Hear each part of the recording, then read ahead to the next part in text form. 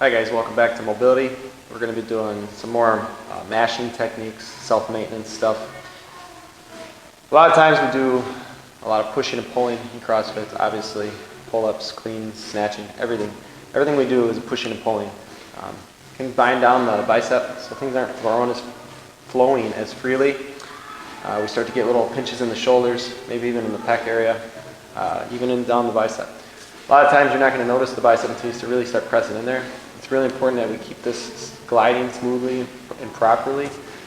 So maintenance on that is important. We're going to do a barbell mash technique that can work that whole bicep tendon and then also up into the supraspinatus and the areas of the pec.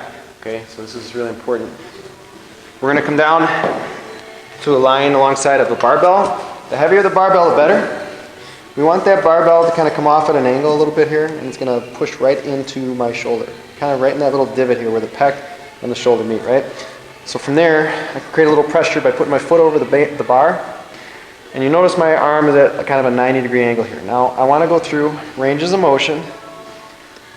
Try to touch the floor in front and then the floor behind. Okay, so there's that first range of motion.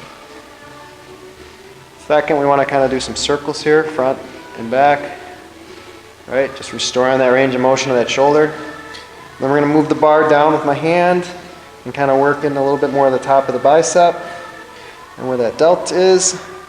Again, front to back. Working that rotation, internal, external, and then some circles here. Now we're going to slowly work down the bicep, and when you hit a spot, you're going to know. You want to work those out, okay? It's really important to get everything flowing freely. And sometimes in the mid of that bicep or even up in that shoulder where the pec meet, it's going to be pretty tender. So just working those areas. Now you should have full range of motion. You notice how my hand can almost touch the floor? That's good. If I have a really, really tight, you'll only see this. And this is really going to be painful. This is not super comfortable, and you can see me making the pain faces. But I want to work this out, restoring that range of motion, allowing that bicep to glide freely. Circles, a little flexion, extension. Now I stop talking because it's starting to get painful, but you want to work those out. Get those pain areas, those areas that are causing you pain out. And again, you're not really going to feel this, but you'll maybe feel it up in the shoulder as a pinch, which can later turn on to tendonitis, which we want to avoid, or other pinches in the shoulder.